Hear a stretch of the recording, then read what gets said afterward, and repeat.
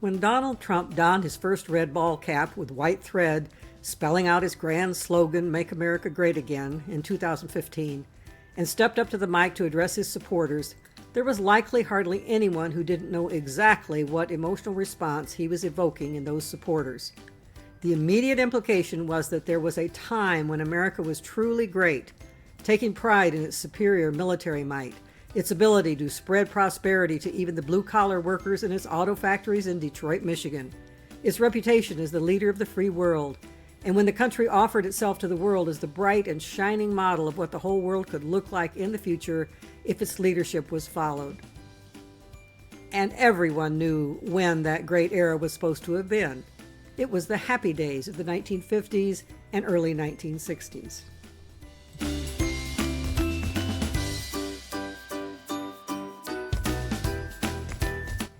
Yes, the unemployed former auto workers and former coal miners of the so-called Rust Belt of mid-America jumped on his promise to turn back the clock, unshutter those crumbling factories, restore the coal industry, and bring back all the blue-collar jobs of the 50s, so that once again those workers could share in the American dream.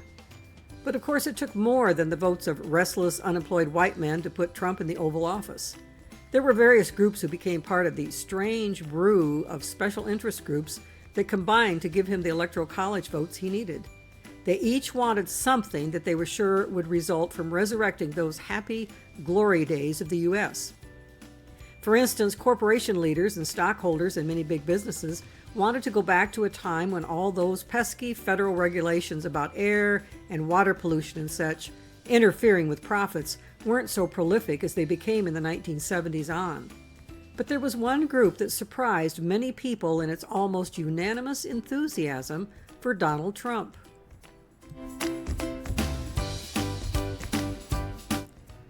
Yes, the fact that a huge proportion of evangelical Christians were so excited about Trump came as a shock, given his very questionable personal record of morality. If they were looking for a pious, righteous, godly man, Trump certainly wasn't the one. What many commentators and pundits still have not understood is this. The evangelical Christians weren't looking for a spiritual leader. They were looking for a man who could not just make America great again, but who could make America Christian again. Not through being some shining example and model for others to follow. They just wanted a president who understood their goals and was willing to do the job of making their dreams come true. That included placing ultra-conservative judges in position to eventually overturn the Roe v. Wade decision and reverse the rights of gays to marry, and judges who would allow state and local governments to put in place laws which would protect the right of religious people to discriminate against other people for what they claim to be legitimate, sincere religious convictions. That would, of course, include gays. But there is nothing to stop it from perhaps even eventually including minorities. After all, clear up until 1967, some states still had laws on their books forbidding sex or marriage between blacks and whites. It took a Supreme Court ruling that year to strike down all those laws. And it wasn't until the Civil Rights Act of 1964 that discrimination in public accommodations was outlawed, allowing blacks to have equal access to drinking fountains, restaurants, motels, libraries, and more. And those opposed to such new laws were often adamant that they had legitimate religious reasons straight from the Bible for clinging to segregation. But of course, many such evangelicals do not describe making America Christian again in such starkly obvious racist or discriminatory terms. Instead, they emphasize the fact that Christianity, Christian symbols, and Christian customs were obvious and prominent everywhere in U.S. society in the happy golden era of the 1950s. They believed that the nation was founded as a Christian nation, the Founding Fathers intended for it to be openly Christian, and that this goal had been reached in the 1950s. But later, it was lost and needs to be restored again. This subset of evangelicals is absolutely convinced that the Happy Days era was the glory days of the United States, and that the reason for the greatness of America back then, in all areas from military power to gross national product to moral authority as the leader of the free world, was because the majority of Americans of that time period were devout, pious Christians and that the nation was thus a truly righteous Christian nation and deserving of God's bounteous blessings as a shining light to the world. Peering dimly into this past of 60 to 70 years ago, they believe that they can see the evidence of this reality, even though a large proportion of Americans alive today weren't adults or even children during that time period. Thus, most don't have a personal memory of what it was really like at all. They have instead gathered up pieces of evidence from books, movies, old TV programs, old news clippings, old magazine articles, and memoirs of those who were alive back then, and constructed a facsimile on which to base their theories.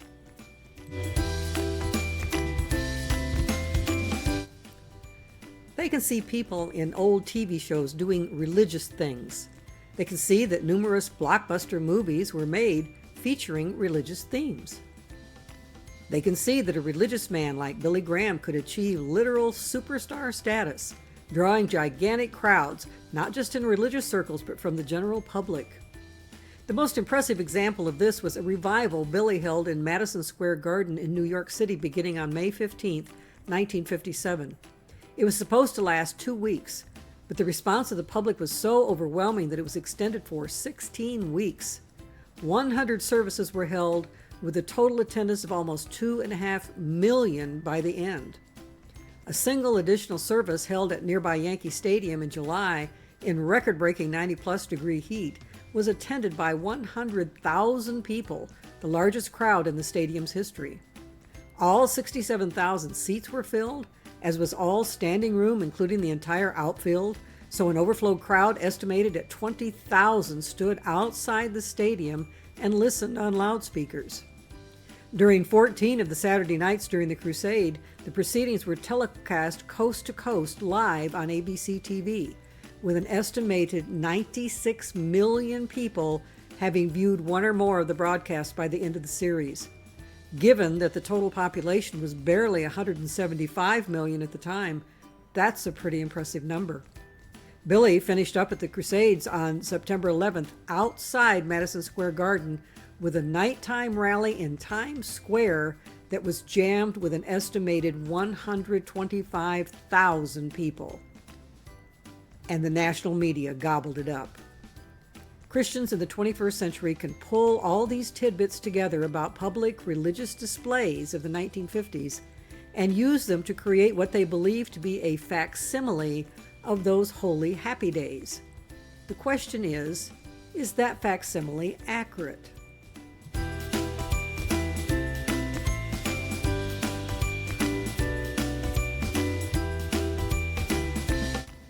Consider this.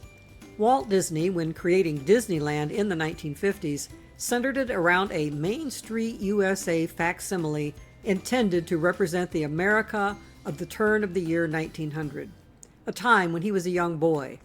It's often been mentioned that he based it in large part on his own nostalgia for the main street of his childhood hometown of Marceline, Missouri, a street named Kansas Avenue. And the Disneyland Main Street was really authentic. The Imagineers who planned such things for Disneyland, and in later years other main streets and other Disney parks, left nothing to chance. Well, authentic in one sense of the word, for the buildings themselves weren't really modeled on the buildings in Marceline at all.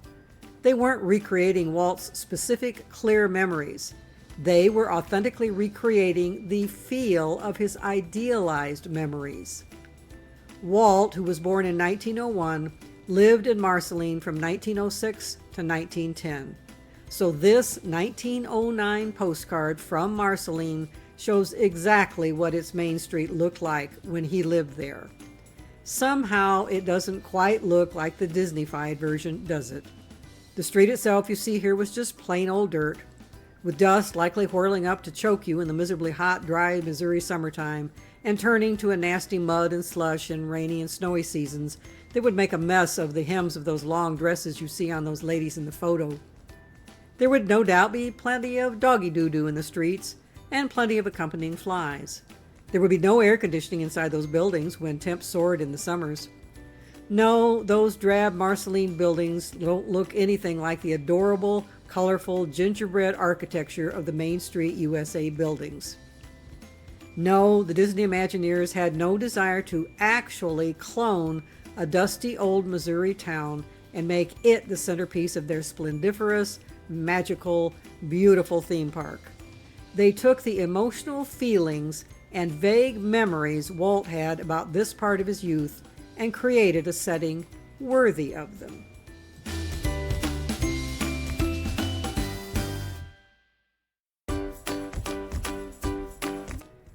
I would suggest that likewise, when trying to recreate a view of the 1950s for modern Americans, using artificial sets and artificial plots created for old TV shows like Father Knows Best that you can watch on video on YouTube, and using magazine layouts for ads showing idealized, wholesome family settings from that period that you can see on internet nostalgia sites, and even using a smattering of anecdotal, nostalgic memories of people who lived back in those days, may not provide an accurate view at all of what day-to-day life was like for the average man on the street and his family of the time.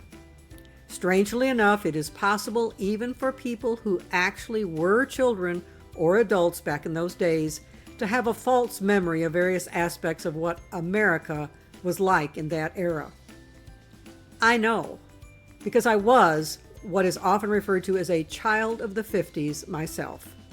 And in recent years, with the internet to help me do historical research, I've found that my own memories of the 1950s aren't necessarily always reliable. There's a reason for that. Let me explain.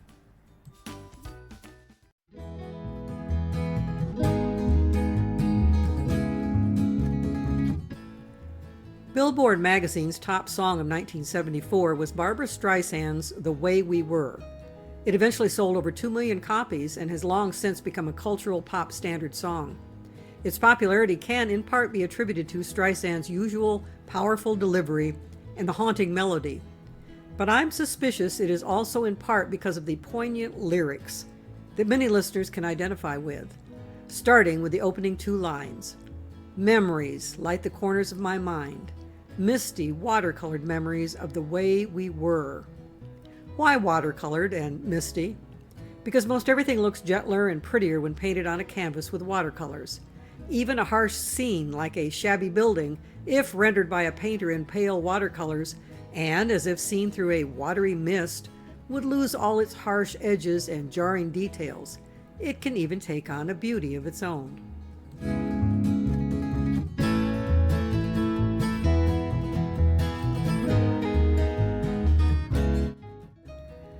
I have had many misty watercolored memories of my own. I'd like to share one with you. Back in 1952, when I was 6 years old, my grandparents lived on a farm way out in the country in northern Michigan, while my parents and I lived hundreds of miles away in Dayton, Ohio. Like the family in this children's book, published that year, we took auto trips to visit the farm several times in my early childhood in the early 1950s.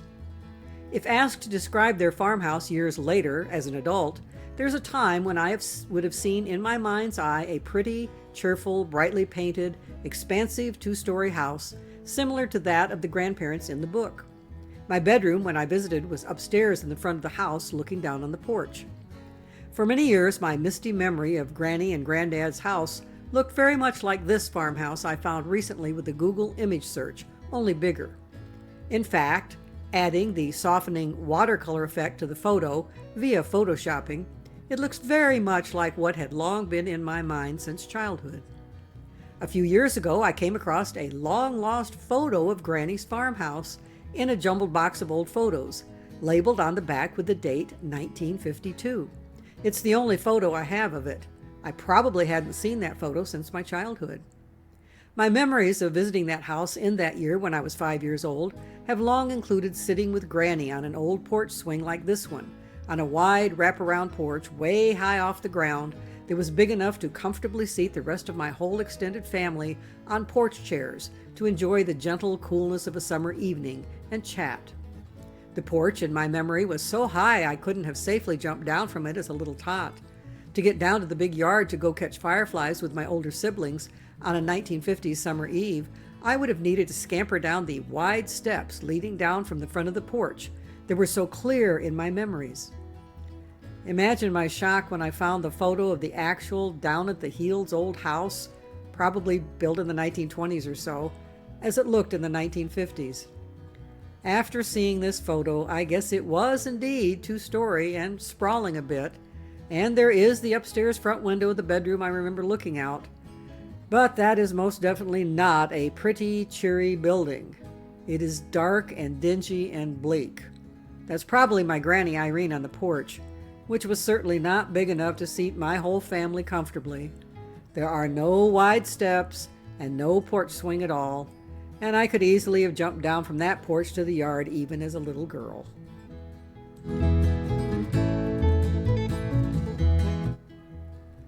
I liked my misty watercolored memories of the farmhouse better than the vastly inferior reality, but now that I've seen the real thing, I can't get that memory back. I have similar misty memories of other things from my 50s happy days youth that all too often have to be readjusted when I see real photos of what it was really like. I think most baby boomers have similar misty memories of their own childhood and teen years. Nothing wrong with that, when it involves little features of our own family nostalgia. The problem comes when we utterly refuse to admit that some things we think we remember are incorrect, even when presented with solid evidence of their error. And that would include memories about the wider culture of the time, memories that it was an idyllic time in an idyllic society that we refuse to let go of even when faced with reality of documentation of how it really was. When we pass our incorrect, inflated memories on to later generations, they may end up basing real-world decisions in the 21st century on our claims. There are a lot more important factors about the 1950s than the look of my granny's farmhouse that have been filtered through watercolored memories, or in some cases, filtered through outright efforts of certain people and groups who deal in misinformation or disinformation. You might even call it fake history, like the fake news so prevalent today.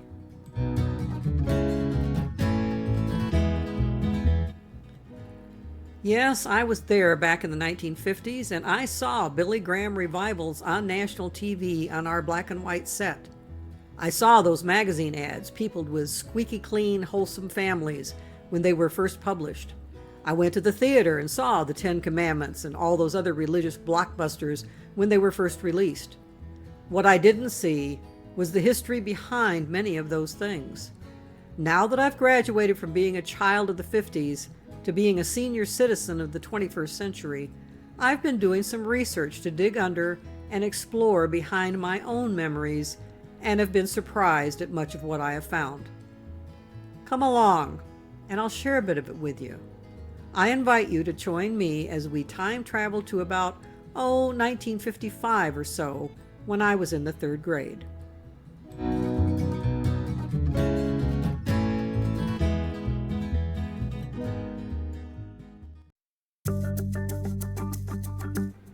That was about the year I first noticed them, the billboards.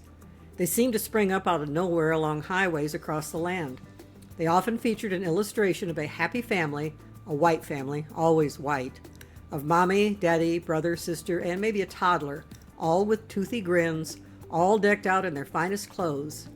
Daddy was often carrying the toddler, and mommy, with her prim white dress gloves, was usually clutching a black book, just like in these illustrations.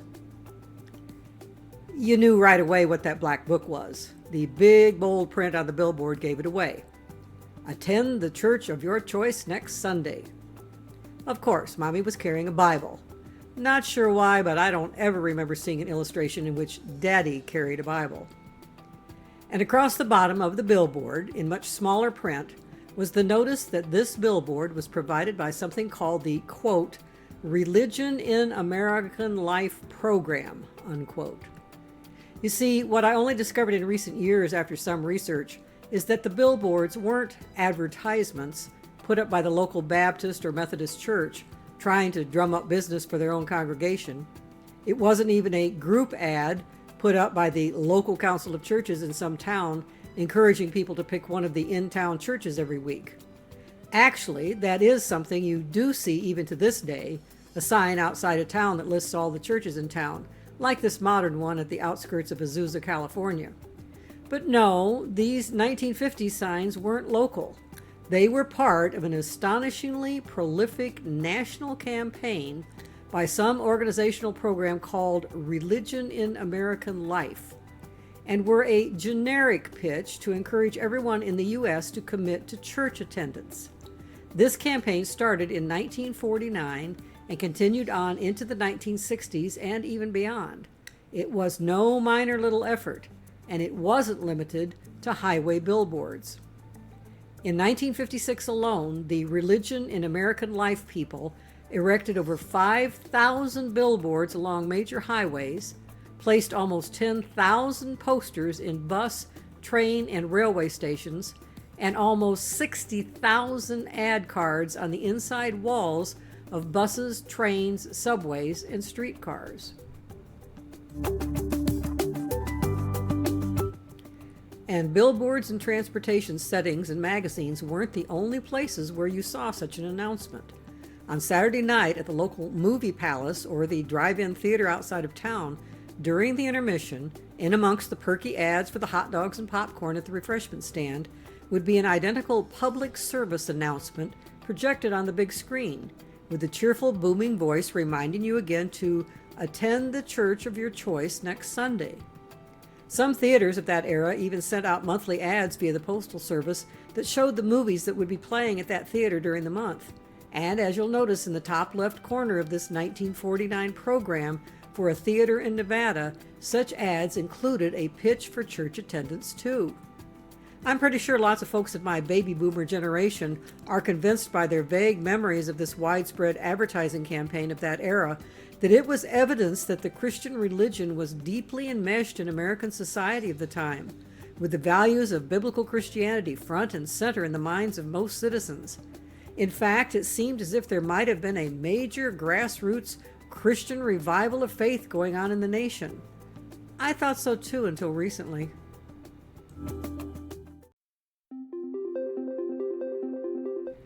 And then I found out otherwise. One source was a magazine interview with Princeton history professor and author Kevin Kruse, discussing his 2015 book, One Nation Under God: How Corporate America Invented Christian America. In that interview, Kruse commented about things he discovered in doing the research for the book. In 1949, some of the country's top advertising executives launched a national marketing campaign. They weren't selling a physical product, they were selling religion. Before long, the Religion in American Life campaign was placing close to 10,000 newspaper ads per year, coordinating national radio marketing, and putting up thousands of billboards, all intended to, quote, accent the importance of all religious institutions as the basis of American life, unquote. Major corporations bankrolled the effort. In the wake of the New Deal, business leaders linked Christianity, conservative Republican politics, and libertarian economics, helping drive a wave of public piety in the 1950s. I read Kruse's book and then did more research of my own about the topic. I discovered that yes, in the 1950s, the madmen of Madison Avenue weren't just trying to cook up ads to push the latest brand of breakfast cereal that was supposed to be good for your body. They were also cooking up ads to sell the man on the street on the idea that religion was good for him. Let me make it totally clear.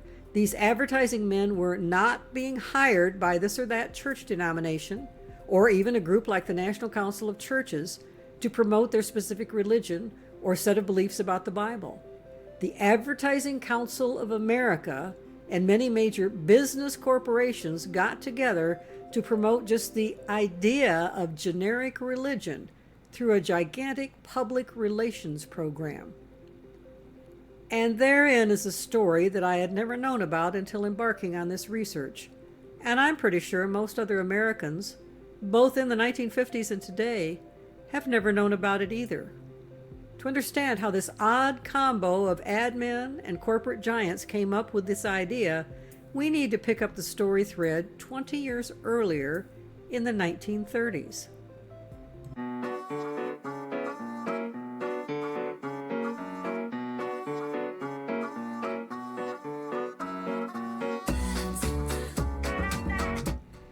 Here's how historian Cruz began the story in his book. For much of the 1930s, organizations such as the National Association of Manufacturers, or the NAM, had been searching in vain for ways to rehabilitate a public image that had been destroyed in the crash of the stock market in 1929 and defamed by the New Deal. In 1934, a new generation of conservative industrialists took over NAM with a promise to, quote, serve the purposes of business salvation, unquote. The public does not understand industry, one of them argued, because industry itself has made no effort to tell its story, to show the people of this country that our high living standards have risen almost altogether from the civilization which industrial activity has set up.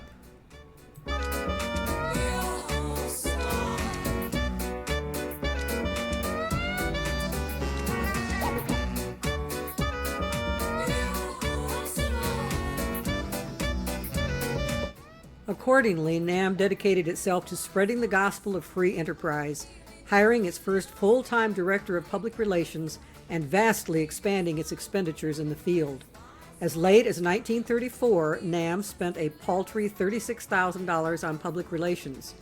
3 years later, the organization devoted $793,043 to the cause, more than half its total income that year. Seeking to repair the image of industrialists, NAM promoted the values of free enterprise through a wide array of public service films, radio programs, advertisements, direct mail, a speaker's bureau, and a press service that provided ready-made editorials and news stories for 7,500 local newspapers.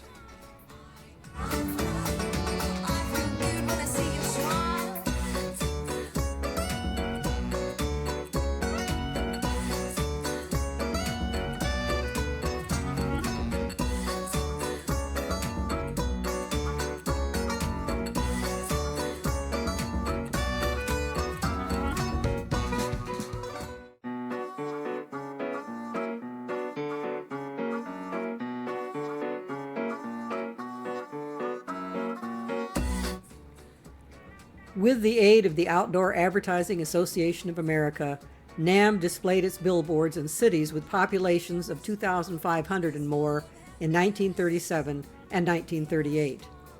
NAM was under no illusion that publicity of this sort could prompt viewers to consciously accept the poster's claims.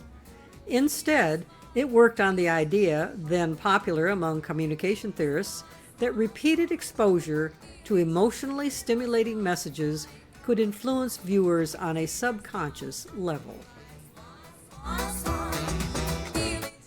This page from a 1938 NAM magazine showcases the variety of motivational techniques that were being used in this effort.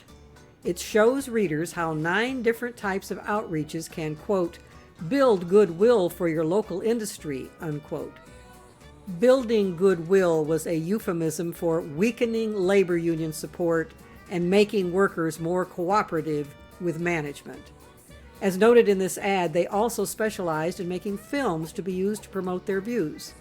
To give you a taste of how heavy-handed this material was, have a look at this 1940 NAM film, which was part of that public relations push.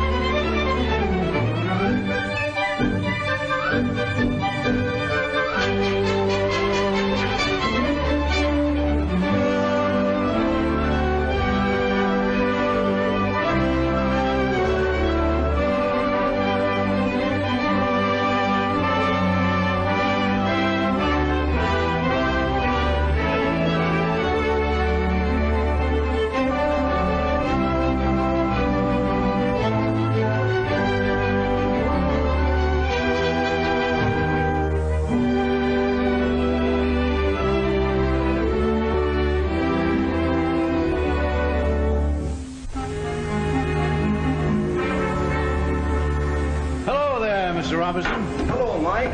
Got something for you. Jerry, what's happened? Ah, shucks, Grandpa. I was just there at this place. And, well, Just a minute. Now, Mike, you tell me what happened. Just a little ruckus down near the Manson factory. One of those soapbox fellas gets up and starts hollering, down with this and down with that and down with capitalism and down with old man Manson. Then some guy threw something, and the fight started. Boy, was it swell. I dare say. There was Jerry in the middle of it all, so I took him into protective custody, you might say. Oh, gosh, Grandpa, I wasn't doing it. Anyway, I thought I'd better bring him home before he got into more trouble. And I'm mighty glad you did, Mike. Thanks a lot. Oh, 'twant anything. With them 6 boys of mine, there ain't a minute's peace anywhere. So it was fun, eh, son? Oh, sure, Gramps.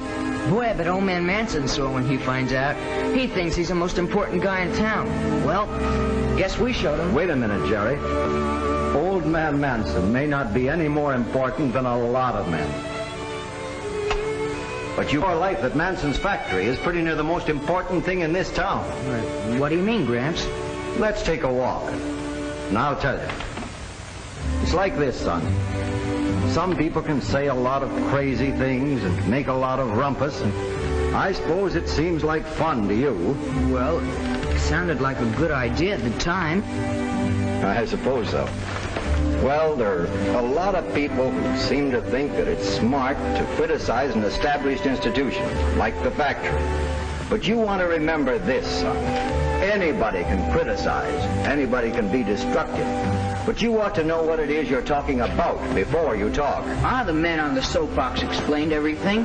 Now, he said... Yes, I know what he said. But you weren't there, Gramps. No, but I've been there before. I've heard these terror downers, and I know the one thing that man didn't tell you was the truth about the Manson factory. Well, what do you mean? Well, son, that factory isn't just a building of bricks and steel. It's more than that. Far more. It's your town. My town? Well, gee, how do you figure that? Want your paper, Mr. Robinson? Oh, thanks, Bobby. Let's sit down here. Now, I'll tell you something about this town of ours, Jerry. It all began a long time ago, when I was young and the town was young. And there wasn't anything to it but one straggling street and a few struggling farms round about. Soil was all right, but there just wasn't anybody around to sell the crops to. But the town did have one thing. There was a man who had a dream. He had an idea, and his name was Manson. And he knew a man who had some money to invest. That was how it started. At first it was just a little factory. And then, son, things began to happen in this town. I was there, and I know. I turned the first lathe in that factory. And as the factory grew, new folks moved to town and brought their wives and families. The town began to grow. Homes and gardens began to spring up all around.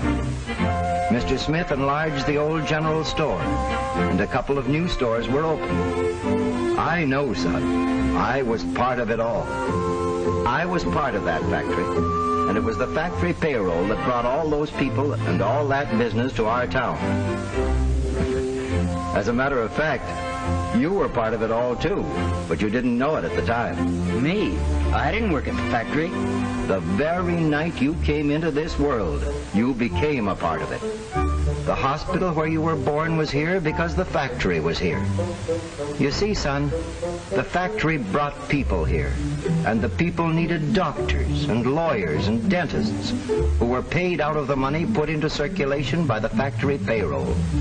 And as the factory prospered, the whole town grew and prospered. Wages went higher, and hours of work grew less, which meant that we had more leisure time to enjoy the comforts that we were now able to buy. By this time, the success of practically every family in the town depended directly or indirectly on the success of the Manson plant. Now, wait a second, Gramps. You don't mean everybody in town, do you? I certainly do. See this newspaper, son? Mm-hmm. You wouldn't think the Manson plant had much to do with a newspaper, would you now? No, I can't see that it does. Well, let's look at it this way. Yeah. See this advertisement? Well, Levitt's advertises to sell goods, and it sells its goods to the people in our town who have money. And the money, where does the money come from? The good big part of it starts out in the Manson payroll and finds its way through the grocer, the butcher, the filling station, and all the rest, finds its way to Levitt's store. Levitt's advertises to attract those dollars. And their advertising is what pays the expenses of this newspaper. And they're the dollars that pay the reporters and the printers and all the other guys that work on the paper. That's it, son. And that's only one example. Why, you can trace most everything you see in this town right straight back to the Manson plant. There are our fine schools. They grew out of a little one-room country schoolhouse. Look at our police department, the best in the state. And the fire department, too. You can't remember the old volunteer bucket brigade, but I was a member of it. It was all we had to depend on. Of course, a lot of folks think that all these things just happened by themselves, or that the town was responsible. And of course it was, in one way. But the factory paid most of the taxes that made them possible. Yeah, I can see all that, Gramps. Yes, Gramps continued on in the movie with his lavish praise of Old Man Manson and his factory. But that excerpt should be enough to give you a clear idea of the tactics of the NAM during its desperate years in the late 1930s, as it tried to rub the ugly tarnish off the reputation of the American system of capitalism. Ultimately, though, its efforts at self-promotion were seen as precisely that. As one observer later noted, quote, "Throughout the 1930s, enough of the corporate campaign was marred by extremist, overt attacks on the unions and the New Deal, and that it was easy for critics to dismiss the entire effort as mere propaganda." When Roosevelt launched the New Deal in 1933, quite a few politically liberal clergymen championed his proposal for welfare programs as the Christian thing to do. They particularly approved of his administration's efforts to regulate the economy and address corporate excesses. Catholic and Protestant leaders agreed that the New Deal measures, quote, "incorporated into law some of the social ideas and principles for which our religious organizations have stood for many years." For instance, the head of the Federal Council of Churches noted that the New Deal embodied basic Christian principles such as, quote, "significance of daily bread, shelter, and security," unquote. Throughout the 1930s, the nation's industrialists tried to counter the selflessness of what many sneeringly referred to as the social gospel with direct appeals to American self-interest, but had little success. But all that was about to change. Big business was about to get religion.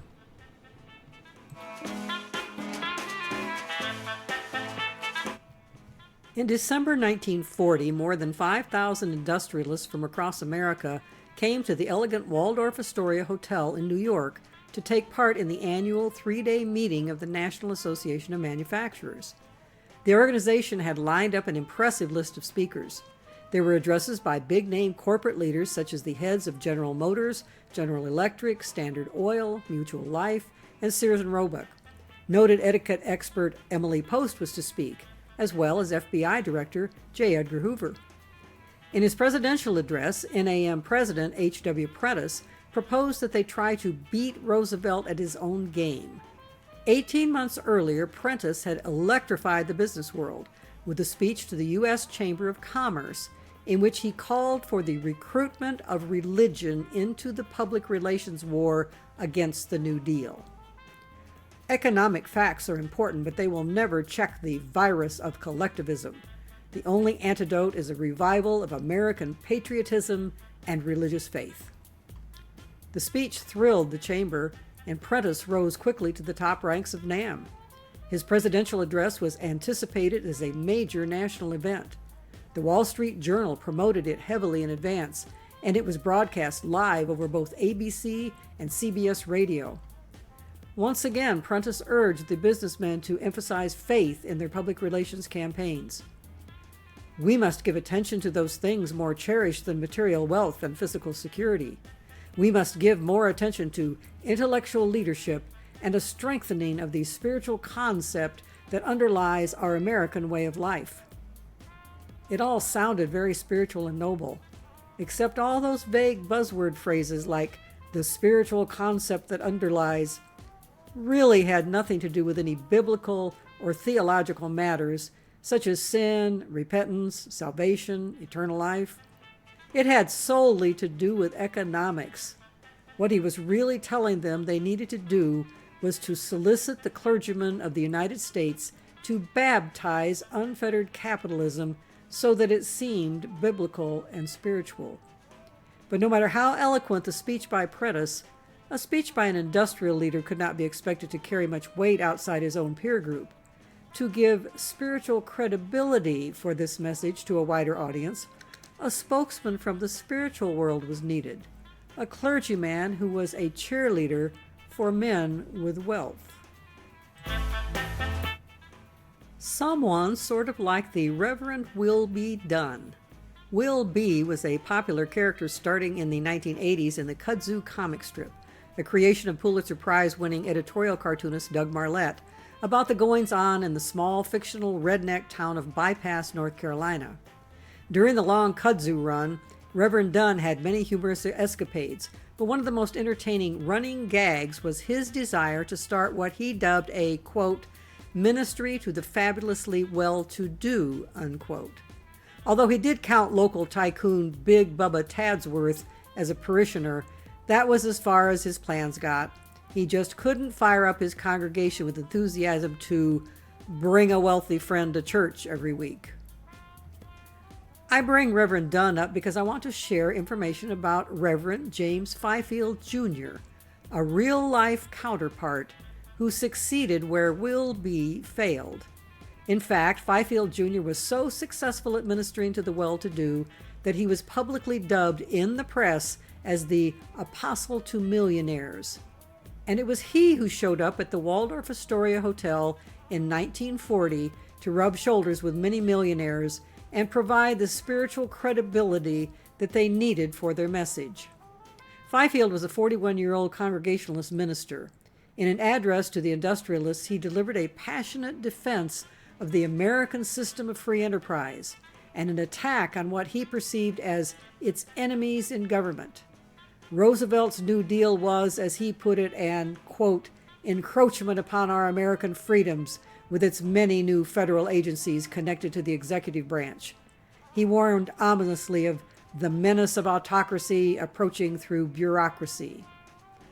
The audience of executives was flabbergasted. Throughout the 1930s, these titans of industry had been told time and time again that they were to blame for the nation's downfall. Fifield, in contrast, insisted they were the source of its salvation. From villains to heroes in one day, it must have been a heady experience indeed. In Cruz's book, he noted, Fifield convinced the industrialists that clergymen could be the means of regaining the upper hand in their war with Roosevelt in the coming years. As men of God, they could give voice to the same conservative complaints as business leaders, but without any suspicion that they were motivated solely by self-interest. In doing so, they could push back against claims that business had somehow sinned and the welfare state was doing God's work. In countless sermons, speeches, and articles issued in the months and years after Fifield's address, these ministers claimed that the Democratic administration made a false idol of the federal government, leading Americans to worship it over the Almighty.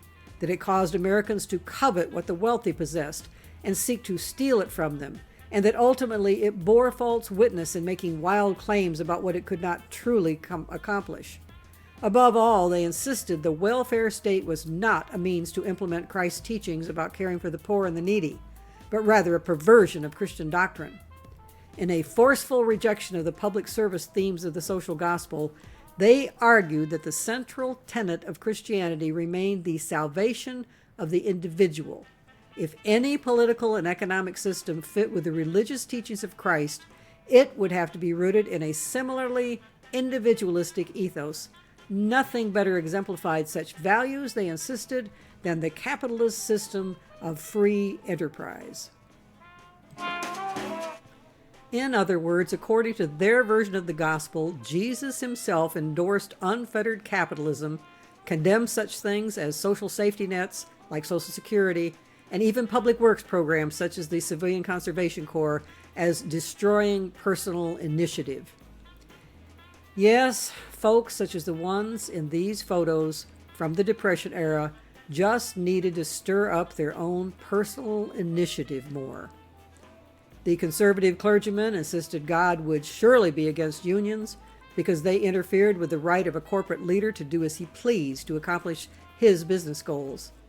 And God gave evidence of his approval of unfettered capitalism by blessing industrialists and bankers and stockbrokers and their peers with wealth, and evidently withholding blessings from the poor.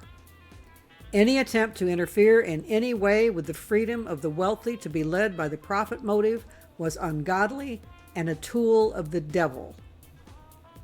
But this reimagining of the true nature of the biblical basis of American economics didn't emerge from some sort of careful, prayerful examination of the Bible, from theological studies at religious seminaries, nor from discussions among clergymen of various denominations at the grassroots level. It emerged in the exclusive circles of the American business elite and the pastors who served them what they wanted to hear. And more importantly, the national revival of church-going and public piety that eventually formed around these economic theories in the 1950s was not a spontaneous eruption of widespread renewed religious feeling and spiritual faith. Both the theories and the implementation of their propagation to the citizenry of the U.S. and the religious manifestations among the masses that resulted from their efforts were the direct result of public relations persuasion, subtle propaganda, and not so subtle badgering by the national outreaches of organizations formed by corporate America. Big business with the cooperation of a significant proportion of religious leaders in the nation, and the cooperation of a lot of Madison Avenue ad men.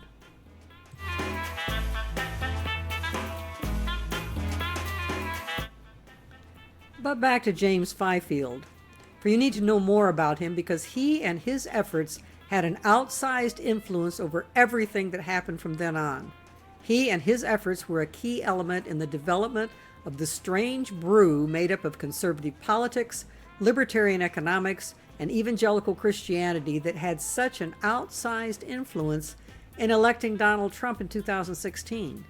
And even though he died clear back in 1977, the fruit of his efforts may even have a part in the outcome of the election of 2020.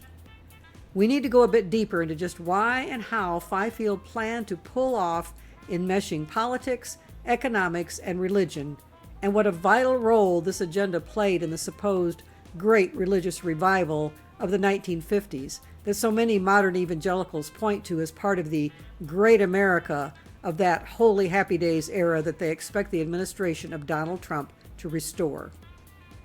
Fifield was born in 1899, ordained in 1924, and by 1934 moved to California, where he found the perfect audience for his particular set of ministerial aptitudes.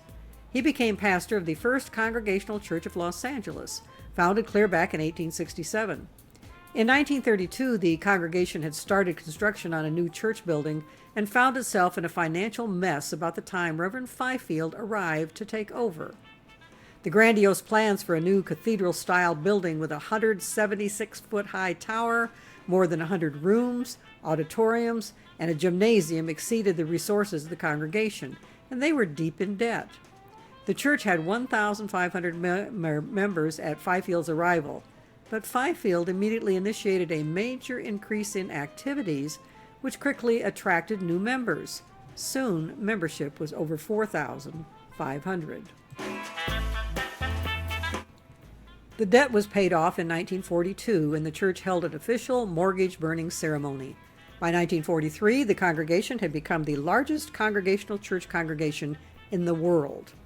As you might guess, the members of the First Congregational Church of Los Angeles were mostly among the wealthy, and that's how Fifield got his Apostle to Millionaires nickname.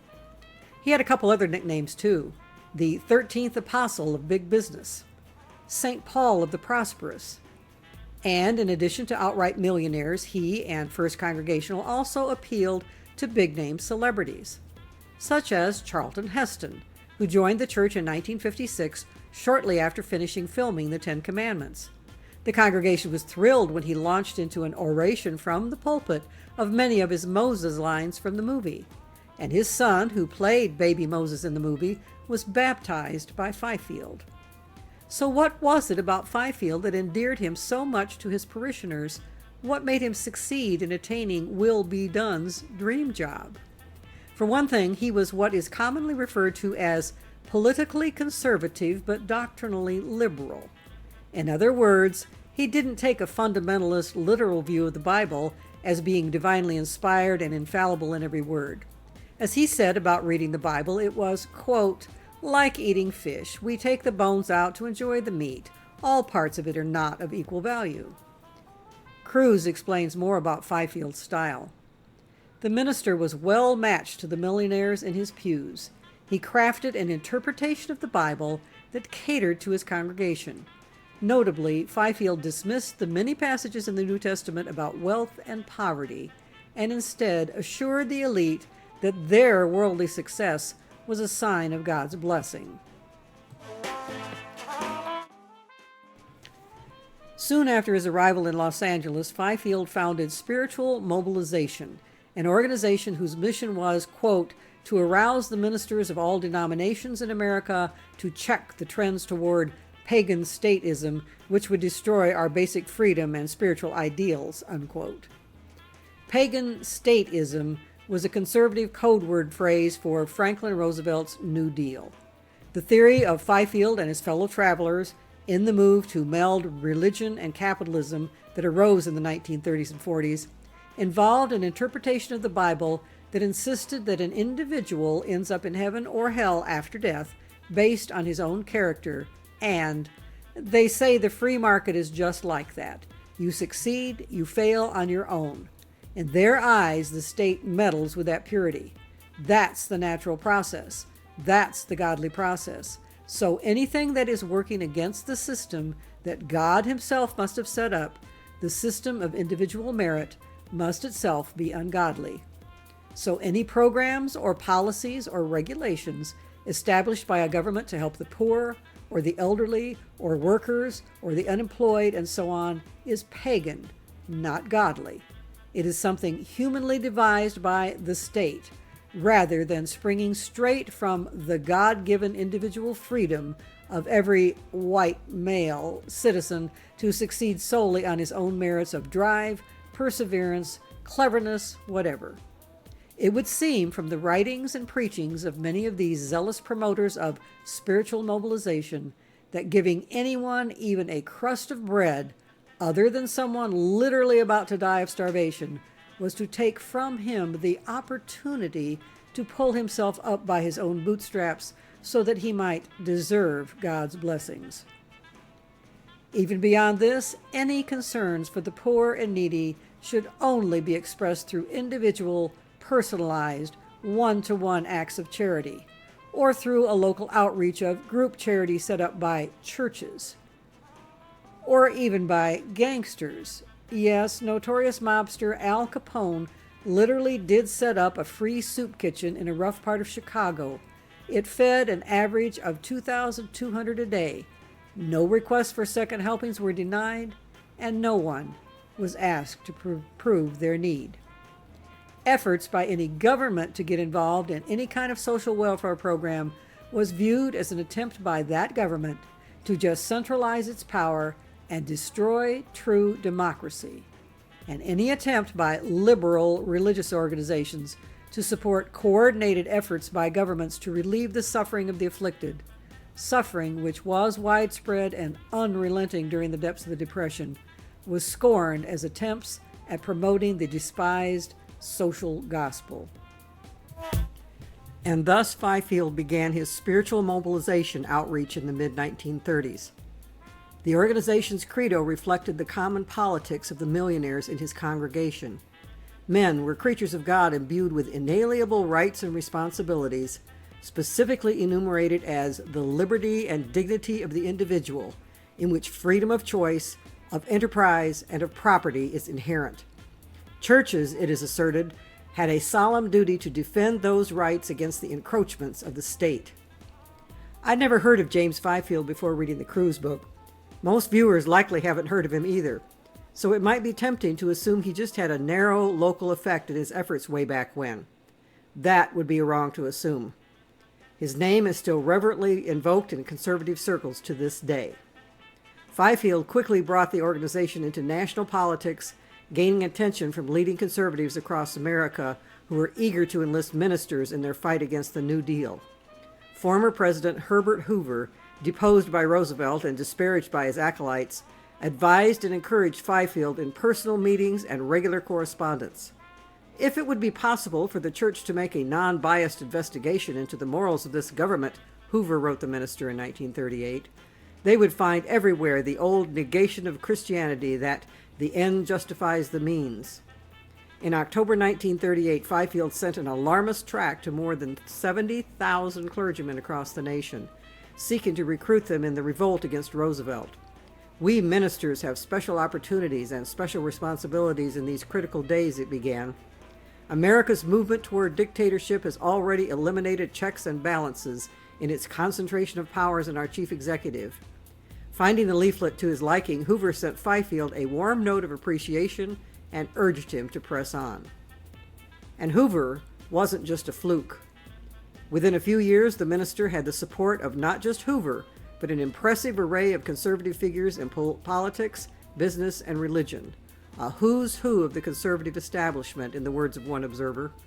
As spiritual mobilization's national ambitions grew, Fifield searched for more sponsors to finance the fight.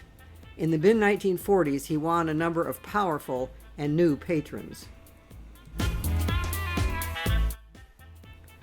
But none was more important than J. Howard Pugh Jr., president of Sun Oil. I'd never heard of Pugh either, but he was also to play a very pivotal role in the rise of the melding of American Evangelical Christianity, American conservative politics, and libertarian economics. Pugh had previously been involved in anti-New Deal organizations and now believed the post-war era would witness a renewed struggle for the soul of the nation.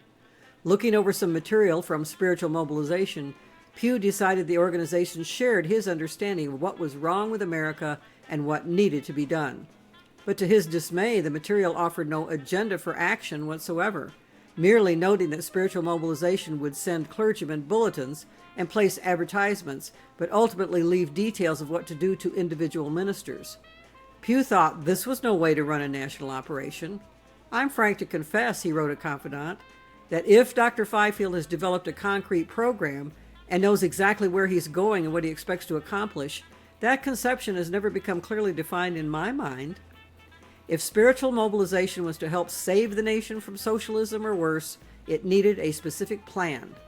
With help and advice from Pugh and others, Fifield made the decision to quit just treating ministers as a passive group to be persuaded.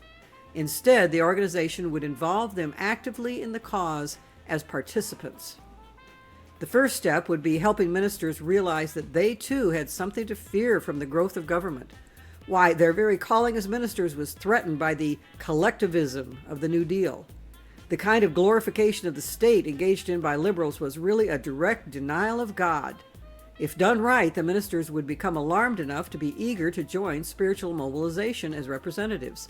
ready to spread its message.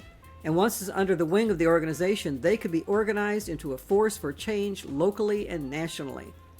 And this ploy worked amazingly well.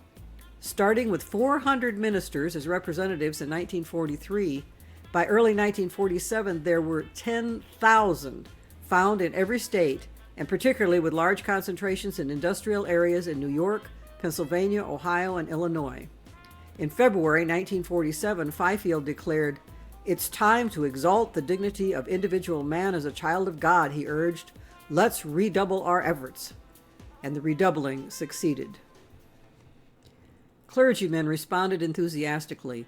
Many wrote to the Los Angeles office to request advertised copies of Friedrich Hayek's libertarian treatise, The Road to Serfdom, and anti-New Deal tracts by Herbert Hoover and libertarian author Garrett Garrett. Armed with such materials, the minister representatives transformed secular arguments into spiritual ones and spread them widely. "Occasionally I preach a sermon directly on your theme," a Midwestern minister wrote, "but equally important, it is in the background of my thoughts as I prepare all my sermons, meet various groups and individuals." Everyday activities were echoed by special events. In October 1947, for instance, Spiritual Mobilization held a national sermon competition on the theme, "The Perils to Freedom," with $5,000 offered in prize money. The organization had more than 12,000 minister representatives at that point, but it received twice as many submissions for the competition, representing roughly 15% of the entire country's clergymen. And as the enthusiasm among the ministry built, that behind-the-scenes funding by big money came rolling in. Pew solicited donations from officials of 158 corporations with a letter containing these dire words: "A large percentage of ministers in this country are completely ignorant of economic matters and have used their pulpits for the purpose of disseminating socialistic and totalitarian doctrines," he wrote in his appeal. "Much has already been accomplished in the education of these ministers, but a great deal more is left to be done." Who was bankrolling all this? You will still recognize most of the names today. They included General Motors, Chrysler, Republic Steel, National Steel, International Harvester, Firestone Tire and Rubber, Sun Oil, Gulf Oil, Standard Oil of New Jersey, Colgate Palmolive Peat, U.S. Steel, and National Cash Register. In 1949, Fifield moved from the printing press to the airwaves. First came a 15-minute radio program titled The Freedom Story. A short, dramatic presentation was followed by commentary by Fifield. Spiritual Mobilization was able to place this program on stations free of charge, allegedly as a way for stations to fulfill mandated public service requirements. But in order to do this, a few changes had to be made. Fifield had intended to directly attack the Democrats in the scripts for the show, but was advised by his lawyer to dial it back a bit and imply more than state his concerns. He was encouraged to use examples in the news from socialist and communist countries when possible. It would be easy enough to subtly imply in the commentary that the U.S. might be headed towards similar situations here. Just as with the explosive growth of firing up ministers across the land for the cause, the radio program also took off like gangbusters. In March 1949, Spiritual Mobilization was expecting to put their broadcast on 150 radio stations by June. A year later, the Freedom Story was broadcast on a weekly network of over 500 stations. By late 1951, it aired on more than 800. A new monthly magazine titled Faith and Freedom soon joined the radio program. It pitched itself as being created by ministers for ministers. But actually, the content was mostly written by professional, conservative authors who were guided by a principle laid out by an advisor to the organization. The articulation should be worked out beforehand, of course, and we should be ready to help the thinking of the ministers on it, but it should be done so as to enable them to discover it for themselves, as something which they really had believed, but had not realized fully until our questions brought it out so clearly. I am sure we may not tell them, not as laymen or even as fellow clergymen. We must help them discover it themselves.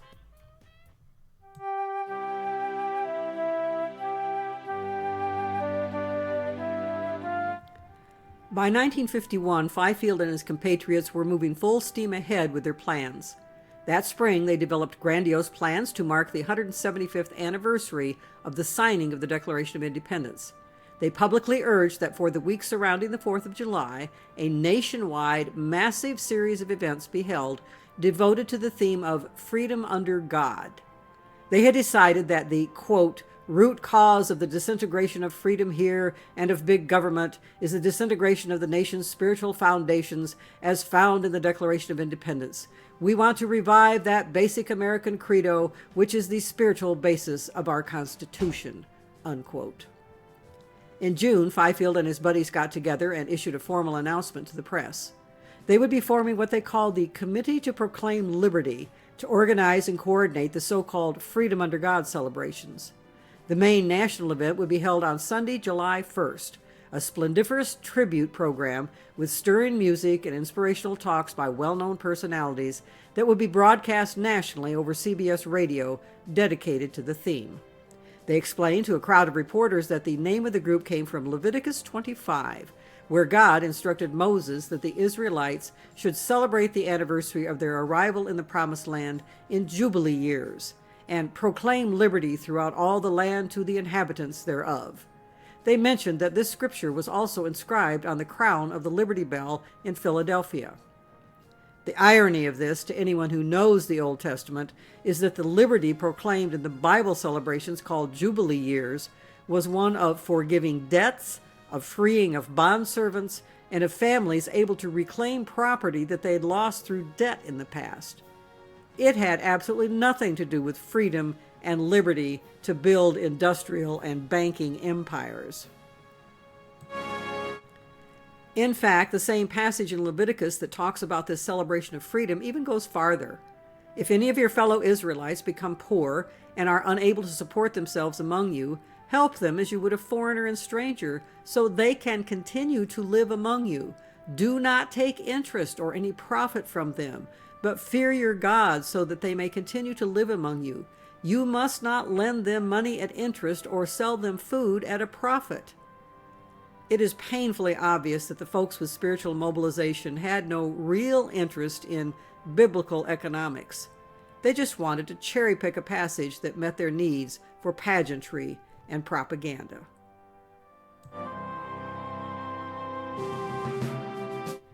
Given the biblical theme of the planned event, one might expect that it had been organized by religious organizations. Not so.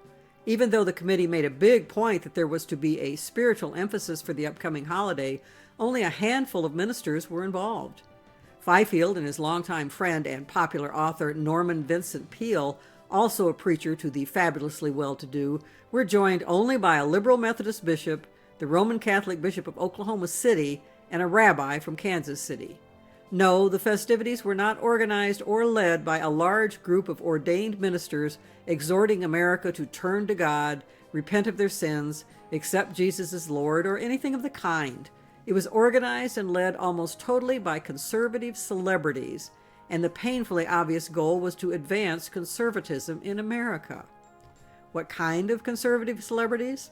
Former President Herbert Hoover, who had been dumped out of office by the election of Roosevelt, General Douglas MacArthur, who'd been removed from his command in Korea 2 months earlier by Harry Truman, politically conservative entertainment celebrities such as Bing Crosby, Cecil B. DeMille, and Walt Disney.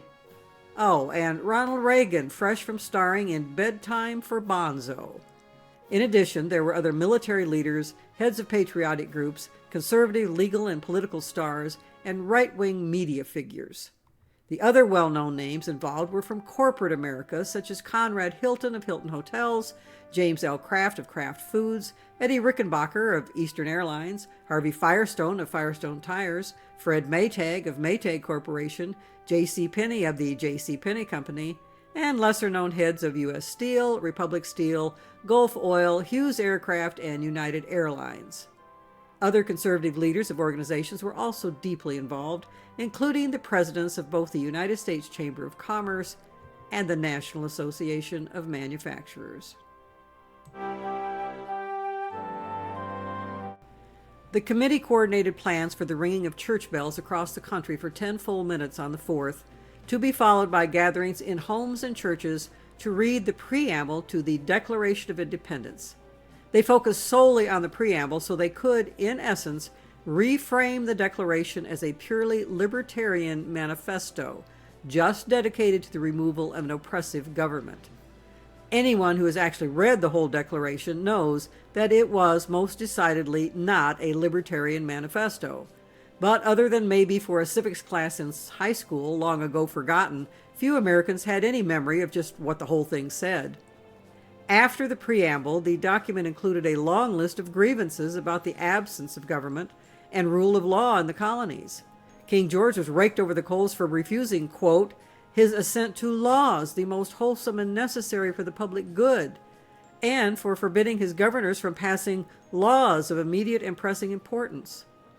They ranted that he dissolved the legislative bodies in the colonies and thereby enabled a state of anarchy that exposed colonists to all the dangers of invasion from without and convulsions within. As one writer has put it, the Declaration was not a rejection of government power in general, but rather a condemnation of the British Crown for depriving the colonists of the government they needed. The Committee to Proclaim Liberty had to edit out much of the document in order to get it to sound like a libertarian manifesto.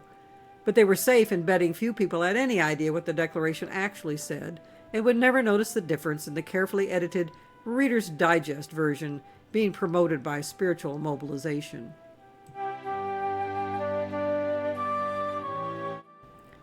Corporate sponsors took out full-page newspaper ads to promote this novel interpretation of the Declaration. A San Diego gas and electric company ad encouraged its customers to reread the preamble, which it presented with its editorial commentary running alongside, which encouraged readers to make their own Declaration of Independence for 1951. Declare that government is responsible to you rather than for you. Declare that freedom is more important to you than security or survival.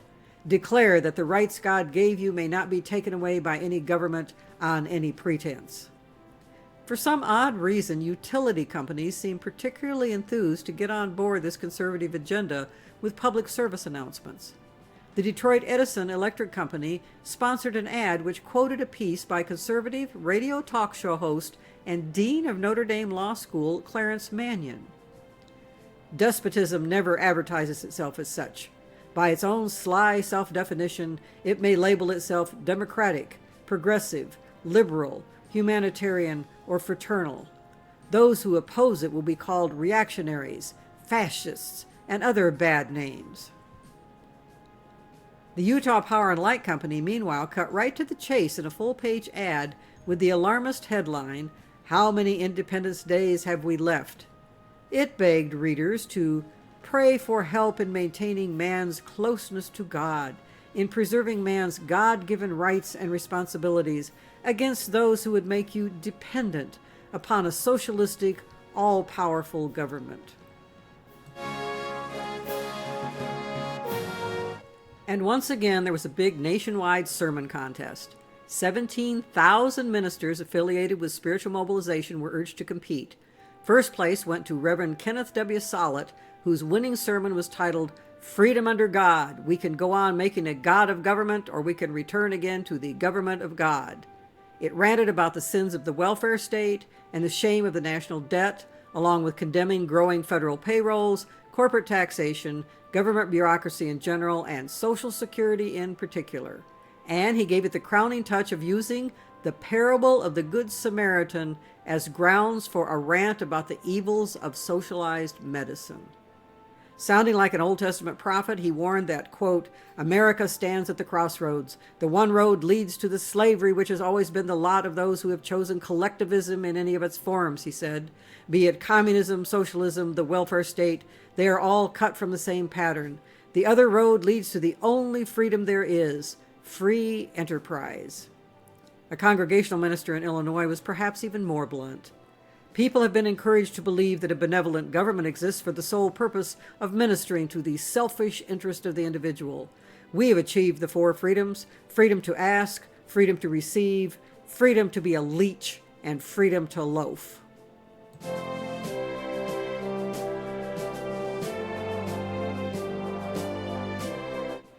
When the 4th of July week came, no one involved was disappointed with how splendiferous the main celebration event was on Sunday, July 1st. Cecil B. DeMille was a longtime buddy of Fifield. He planned the production of The Big Show, giving it a professionalism and attracting a constellation of Hollywood stars. It featured patriotic music and a reading of an epic poem by a former leader of the Chamber of Commerce.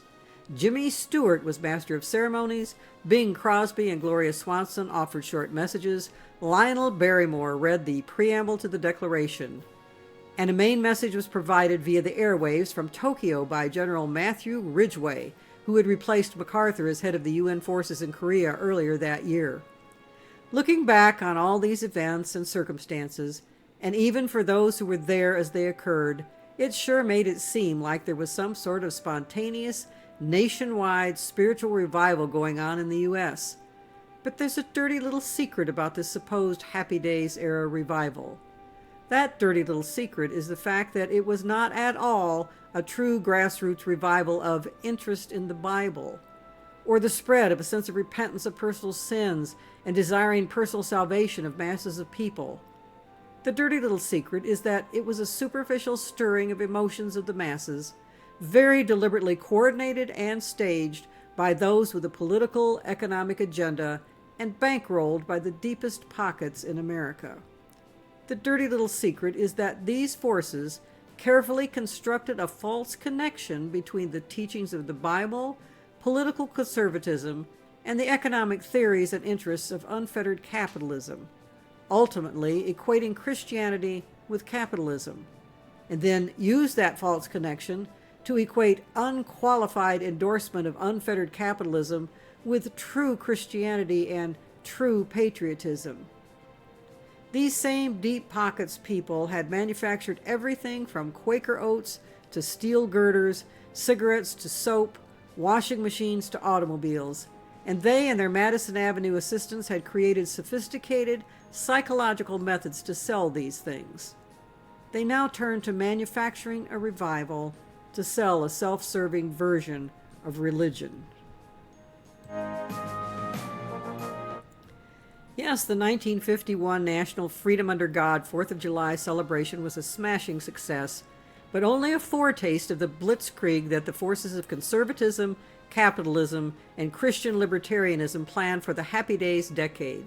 And eventually that blitzkrieg was a major factor in bringing together a very strange brew of interest groups that all combined together made possible the election of Donald Trump to the U.S. presidency in 2016.